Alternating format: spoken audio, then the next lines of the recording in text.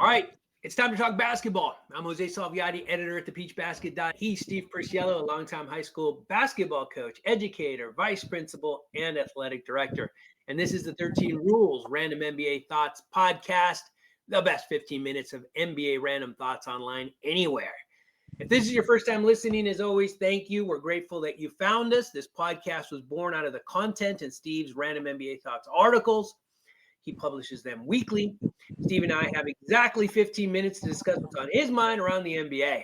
Today, we'll discuss his latest 13 Rules Random NBA Thoughts article with a focus on the now completed NBA Conference Finals. Lots of interesting stories came out of those two series.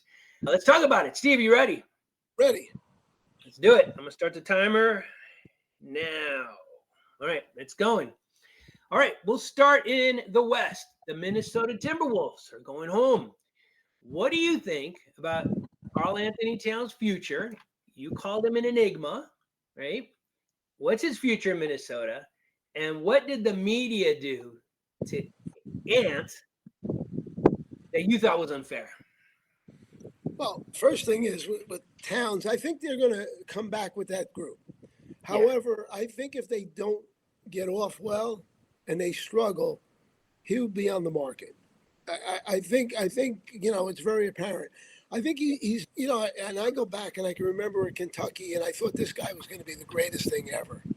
He comes into the NBA and I don't know quite what happened to him. He shoots threes. He's a pretty good shooter, but you know what? When the real game comes, he's not always there. He gets in foul trouble. I think when he walks out of the locker room, he's in foul trouble. He's always in foul trouble. So it minimizes the amount of time you can use him. I'll be honest, he doesn't look like he's in great shape. But then all those negatives thrown together, you come up with game 4 the other day. And down the stretch, he hadn't done anything. Down the stretch, he bangs in a couple threes and puts the game away for Minnesota. To me, that's the walking definition of an enigma. Right. You get frustrated, you want to give up on him, and then he pulls you back. And now, Anthony Edwards. Yeah. I think he's a good player. I don't know if he's a top 5, but I think he's one of the top 10 players or 12 players in the NBA. Mm-hmm. Well, everybody wants Michael Jordan to reincarnate. Right. It's just not fair. Just not fair for someone to talk about him or even mention Jordan in the same name. Michael Jordan, people have to understand. Not since I don't know when, we will never see a guy like that again in our lifetime. I mean, Michael Jordan was incredible. If he didn't walk away from basketball those 2 years, a year and a half, might have had 2 more titles. Yeah. Think about it. Right. Now, not many people come close to that. And I'll say another thing. Edwards is a great player. He's not yet a great shooter. He's up and down. Jordan just he just beat you and just banged away, hit anything. Again, not fair to him. He's a talent, but and he's going to get better. But it's just not fair to even mention him with Michael Jordan. Yeah. No, I love what you said about we're just so anxious, I think, excited. I don't know what the right word is, to see another Michael Jordan, that you just, you put that moniker on somebody right away. And I think what Ant did to get him there is he has that Michael Jordan attitude, right? I think that cockiness, right? Confident cockiness. But he doesn't yet have, that game. I mean, Michael Jordan, people forget, he got demolished by the Pistons for years. He had to go through the Pistons to be who he was, right? And he didn't get there until he was, it was later in his career. So, yeah, it's tough. It's tough. You can't not do it because we want another Kareem. We want another Magic. We want another Larry Bird, and we want another Michael Jordan. But, it is unfair. I agree with you. When Boston was in their heyday with the Bird group, they played the Chicago Bulls and a young Michael Jordan. Go back and look at the stats. I believe he hit for 70-something or something ridiculous. in one of the games. I think Bird, who has a right to say he's one of the best 5 ever, Yeah, called Michael Jordan God after the game. he did. You know, so when if and Edwards, I hope he does because the NBA needs it. Yeah, But when Edwards does some of the things Jordan does, I'll be the first one to say this is Jordan-esque. yeah. Nice. All right. And Karl-Anthony Towns, Supermax extension kicks in next season. He is 50 signed million. through, 27, 28. That's an expensive contract, but a lot of people like that guy. So I agree. I think there might be, especially if they falter at the start of next year, there might be some movement there. Well, it's a lot of money. They've never gone in the tax, Minnesota. Yeah, of And course. And they have an ownership problem right now, but Right. this could be the first time. And you know what? When they go there, they're not going to be happy about it. There's one other interesting side note to this. Minnesota wants Glenn Taylor, who's right now the owner, wants a new arena. Mhm. If you trade Towns, you're not as good. When you win, you get your arena. So that's a little piece that people have to think about. Yeah. No, I mean, it's tough. I mean, we have that problem here in Los Angeles, but we're not going to talk about it with the Clippers. Let's talk instead, because we got a limited amount of time and we got more great topics, man. And we don't want to talk about the Los Angeles Talk about no offense, Clipper Nation. I know. If it was the Lakers, we would. But I'm not even going to deny it. The Pacers lost, but gained the experience that you said could help them get back to the Eastern Conference Finals. Because we just talked about Jordan having to go through the Pistons. You got to lose really most often, before you can get to the promised land. So the Pacers lost. What are their key moves in the offseason to get back to where they were this season? I think the first thing is they have to re-sign Siakam. Second thing is they have to make sure Halliburton is healthy. This year, Halliburton got hurt in January, and he should have stayed out.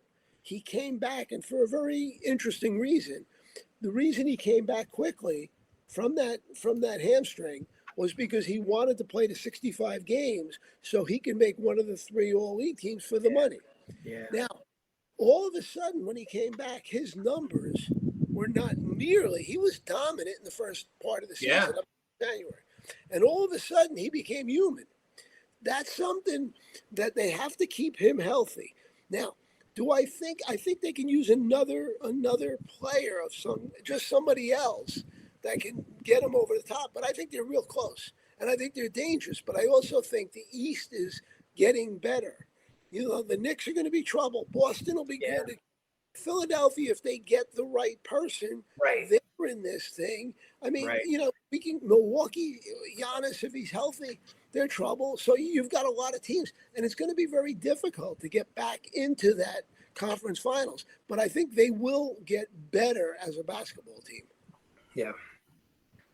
Yeah, you and I have talked about Tyrese Halliburton in that kind of that line of demarcation, right, between when he was otherworldly and just kind of average. And I remember watching him. I mean, he was making the kind of assists that you just don't see in a regular basketball game.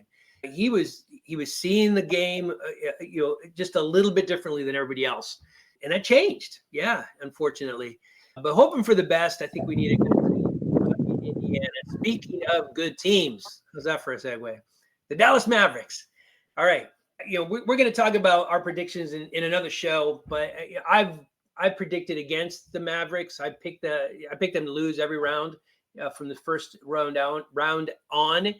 I'm shocked that they've gotten this far, but their talent's undeniable. So I got to ask you, their trades that brought in PJ Washington, Daniel Gafford this season, Kyrie Irving last season, you called that one out specifically. Is that among the best and most impactful trades in NBA history, or am I overselling it? I think we're overselling it. For this year, it's great moves. I think that the beauty of the moves, like here, Boston bought in Drew Holiday. Well, that's a no-brainer. Everybody knows he can play. Yeah. And he's a very good player.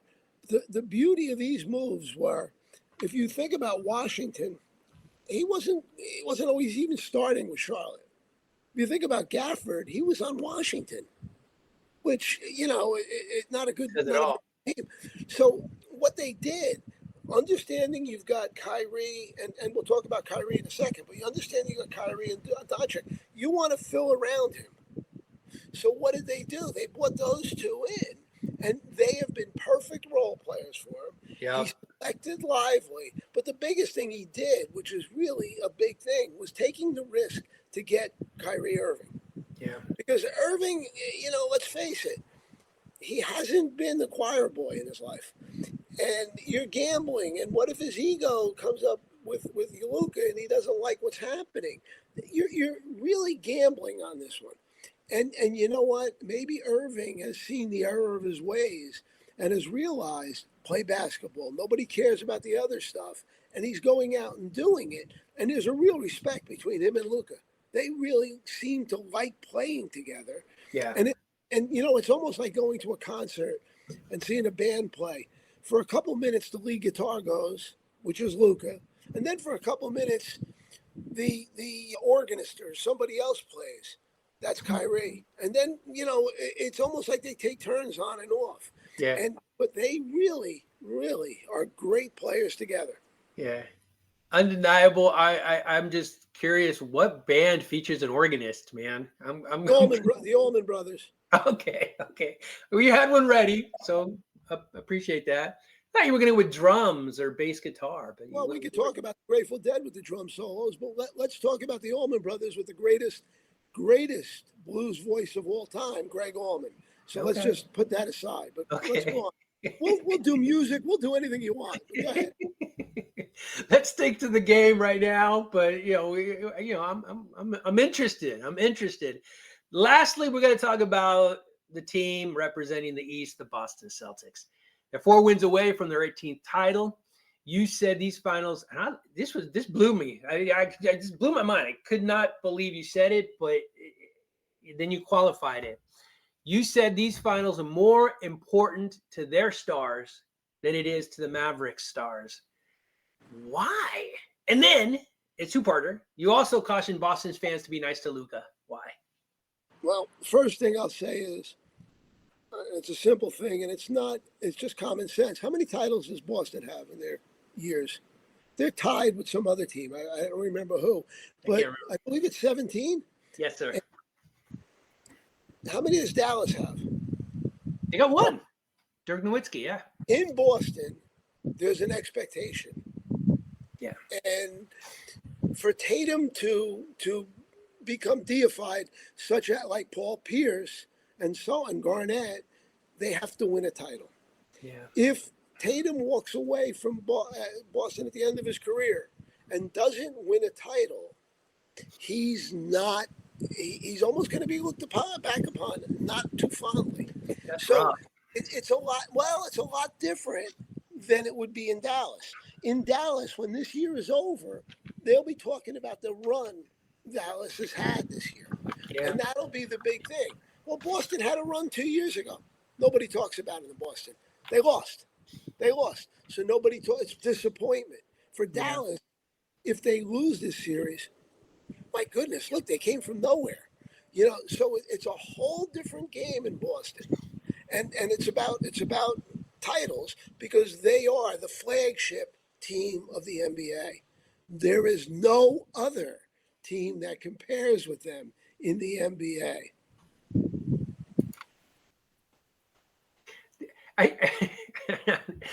I just feel like that you're baiting me. I'm not going to take the bait. I agree with you 100%. Now, the thing Boston doesn't want to do is get Luka riled up. It seems like every time he got riled up, he went crazy.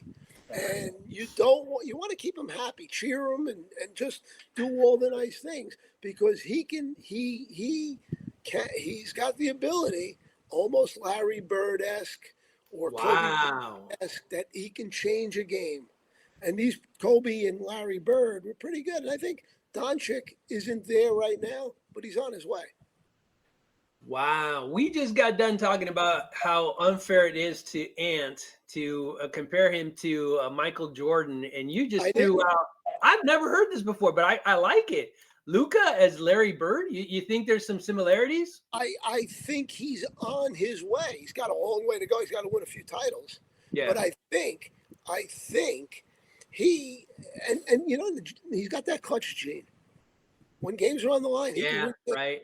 He's incredible. I've watched it over the years, and those are all good things. Thing about it is, you got to win. You got to win a few titles, and then we can begin to talk. I think Bird had 3, Magic, what do you have, 4? And Kobe had what, 5, 4, so he's got to do that to get in the conversation. But what a great player. Yeah. Wow. I had to research a little bit because I get what you're saying and I agree with it. So certainly the expectation in Boston is different than anywhere else, certainly different than it is in Dallas. But Jayson Tatum, man, in his time, 2 finals appearances, conference final, lost in the first round, conference final, semifinal. I mean, he's made the playoffs every season since he's gotten there. And yet, if he doesn't win, they're going to look at his era as a failure. That's rough. That would be great for a player who played on the Knicks. But you playing in Boston, and I think going way, way back, Bill Russell kind of spoiled him. And that's why it's titles or nothing. And don't forget, now Boston hasn't won a title in a couple of years. The city. Right. But look what you got. Probably the best football dynasty, since the Green Bay Packers or Pittsburgh, with Boston, with the Patriots. I mean, look at it. The Bruins have not in that way, but they've done very well over the years. I mean, every one of those teams, and the Red Sox, since they broke the curse in 2004, what do they got, 3 or 4? So they're used to winning, and they expect winning the whole thing. I picture in some way it might be like that in Los Angeles with the Lakers. Yeah, no, there's no doubt, right? There's no doubt. It doesn't make it any less unfair. You just feel for somebody like Jayson Tatum, but it's understandable, and it's just as difficult as it would be to lose because of all those unmet expectations. It's going to be extraordinary if he wins, because all of a sudden he's elevated, right? He is Paul Pierce. He gets a season pass to Boston games, every game for the rest of his life. He is. So would Jaylen Brown. Yeah. They both would. And they would be heroes forever in Boston. Heroes forever. That's the payoff. Paul Pierce comes back. They sit him at mid-court, right on the court. They take care of him. They love him. I mean, they really go wild. Another person that will be beloved would be Al Horford. Old, reliable. He's always been reliable, and he would become another hero in Boston. Okay. There's a whole bunch of them, but go ahead. Yep. So much riding on this for Boston. We'll see if they crack under the pressure and Dallas steals it, or if they go ahead and get number 18. I'm excited. It's going to be a fun finals. That's it. You heard the buzzer go off. We talked over. It's kind of what we do, but still 15 minutes-ish. Make sure to read Steve's entire article. We'll make sure to link it below to get his thoughts on other things related to the Eastern Conference Finals. Thanks, as always, for listening. We're so grateful you found us. Please consider subscribing. Join us next week on the 13 Rules NBA Random Thoughts podcast, the best 15 minutes of NBA Random Thoughts online anywhere. We'll talk next week. Thanks, Steve. Take care.